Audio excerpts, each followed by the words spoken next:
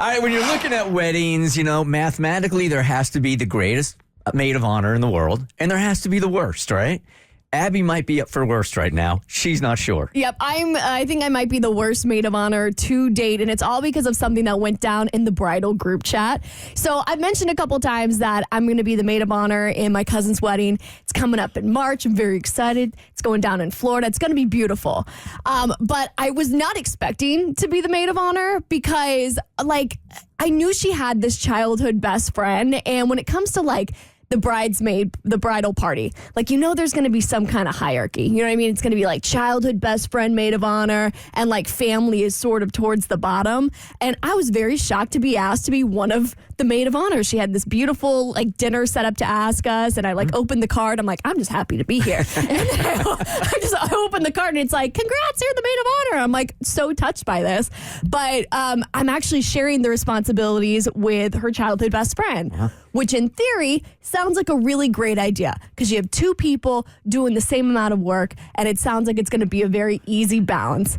That is not the case because knowing that childhood best friend kind of outranks family in a way because I think it's just a different type of bond. If you're going to choose to be besties with someone for 15 years, there's a closeness, there's an intimacy that's there that doesn't really come with family. Yeah. I'm going to be here. You know what I mean? You could kill my cat. I'm still going to be here at Thanksgiving the next year.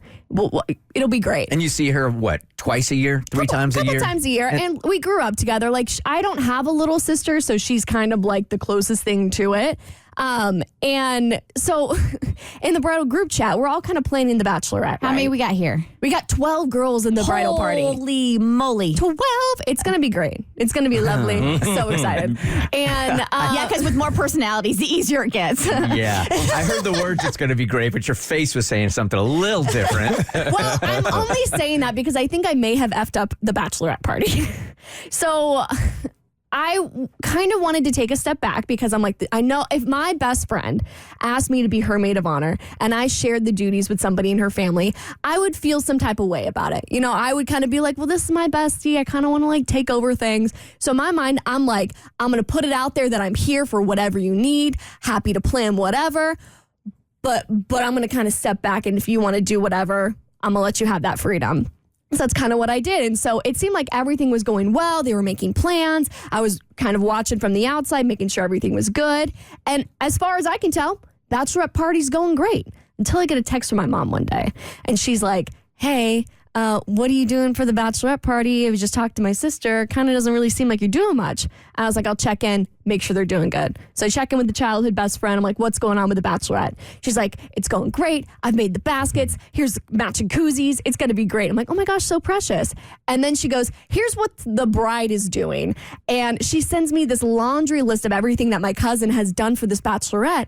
And I'm looking at this list. I'm like, oh my gosh, she's made the reservations. She's booked the pontoon boat. She's gotten the matching T-shirts. And I'm like, oh my gosh, I have totally effed this up. She shouldn't have to do anything. Why was the bride doing all that? Well, so I think she was doing it because no one had stepped up to do it, which is why I was like, I have now screwed up. But then I was kind of like, well, the bride really loves to do things a certain way. She has a vision. She has a certain style. She probably just wants to take it over. So I tell my mom, everything's great. The bride's handling everything. And she's like, the bride does not have this. You need to step in. So now we are a month out from the bachelorette. We have nothing except for matching koozies and a lot of motivation on my part to try and figure everything out.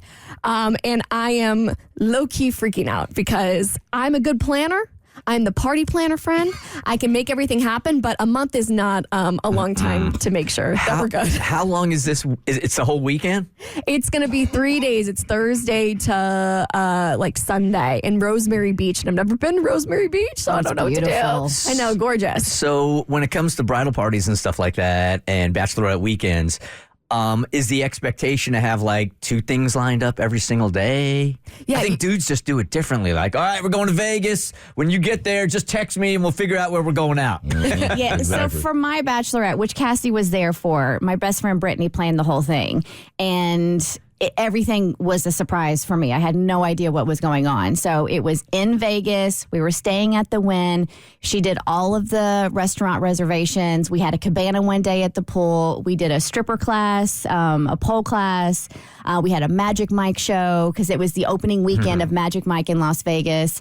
So she had, the limos, the car service, all of it. She took care of it. And some girls, depending on what they could afford, some could go to Magic Mike, some didn't. So there were like alternate plans in case you couldn't make something. Maybe flaky people hang out with flaky friends, but I've been on 4 bachelor parties, and it's basically like, as soon as we get there, we'll figure it out. Oh, that was Bart's bachelor party. Like the best man never planned any of that stuff. So you've got 3 days of planning, event after event after event. And it's got to be hour by hour because heaven forbid we sit on the couch and stare at each other. So I got to figure out what to do with the boat. I got to get matching cookies because you can't do a bachelorette party without matching cookies. So there's a lot to do. So if you have any suggestions, please hit me up in the DMs. I'm flailing. And it's in Rosemary Beach? Rosemary Beach. The Bert Show. Hey, did you like what you just watched? Don't forget to like and subscribe and leave a nice comment, if you will.